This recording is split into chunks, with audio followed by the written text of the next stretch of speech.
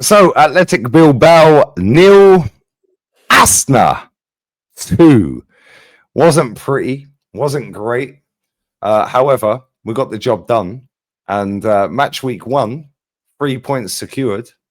And Kenny, I'll be honest with you. I'll be honest with you. At half time, I was still predicting a 3-0 because I've seen Bilbao play football. They huff and they puff and they can't blow the house down. And Arsenal hold in, dig deep, and then their physicality, the dark arts rolling around, so on and so forth, always drags the team down, and then we can do dark arts better than them. The substitutions were inspired substitutions. Your mate Martinelli came on.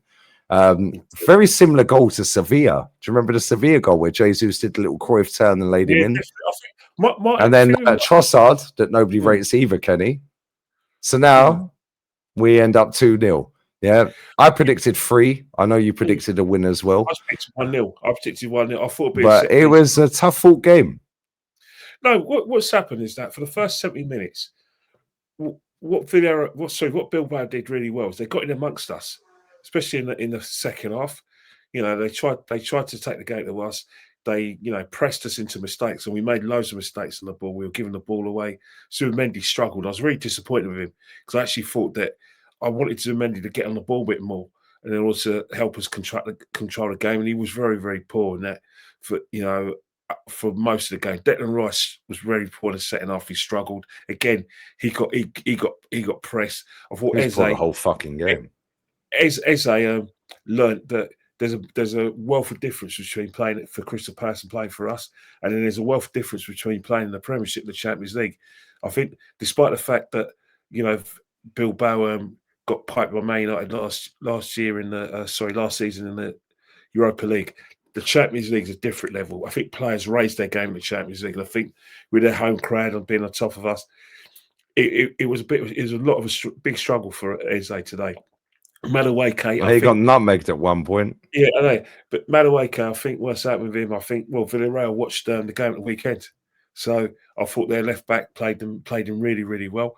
I thought up top, Gyökeres made some good runs, had a couple of chances which I thought he normally would have put away. But apart from that, it was one of those situations where we got into half time. I thought, you know what?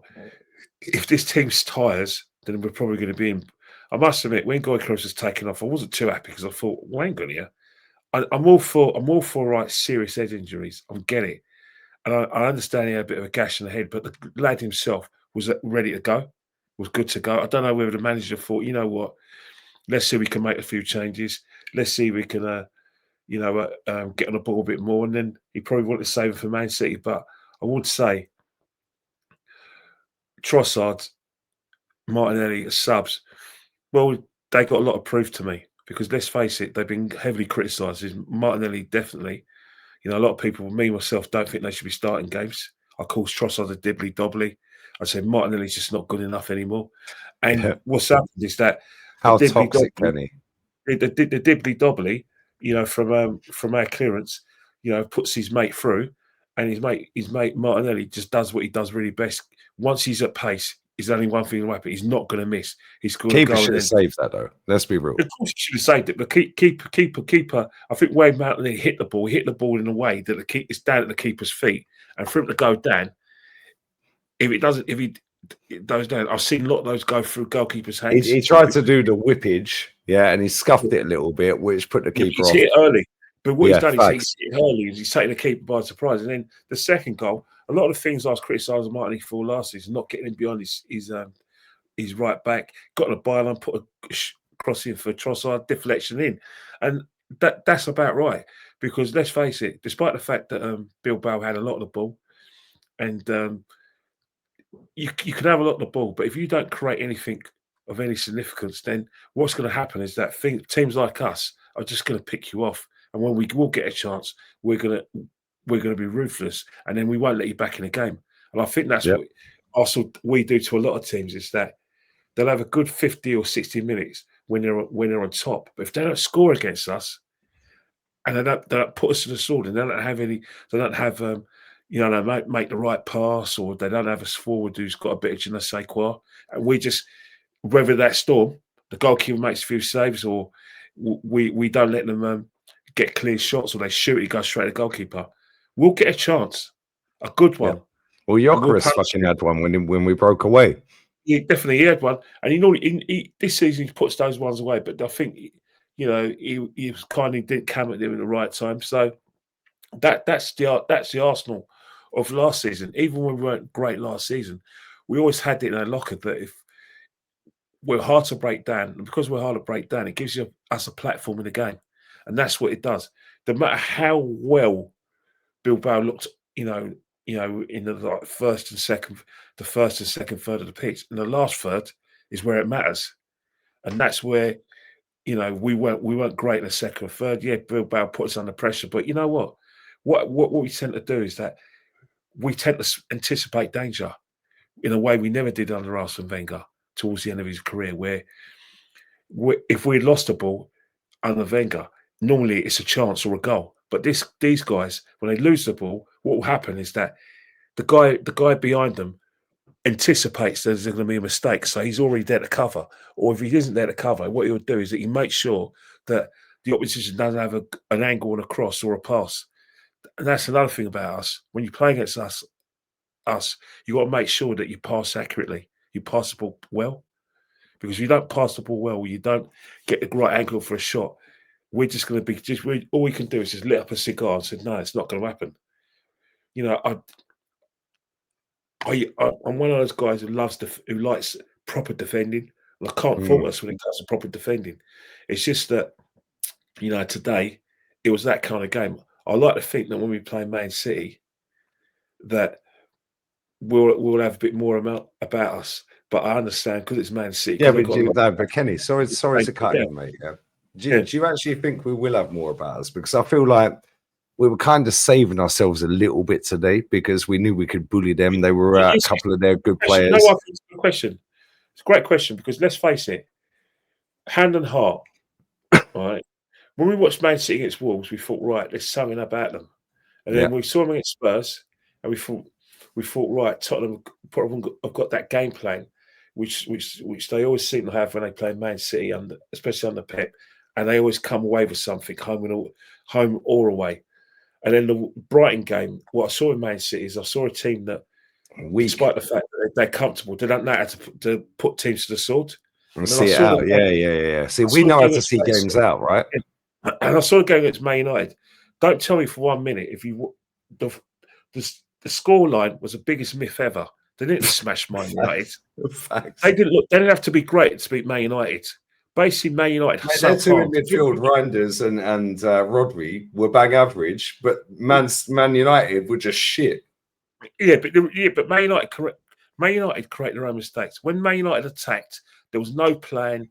There was no kind of bodies forward. It was like off the cuff, and that played at Man City's hands. What Man United did as well, when they gave the possession away, it was a situation where because their midfield is non-existent, all you got to do is play one pass through the lines and you're in at their goal.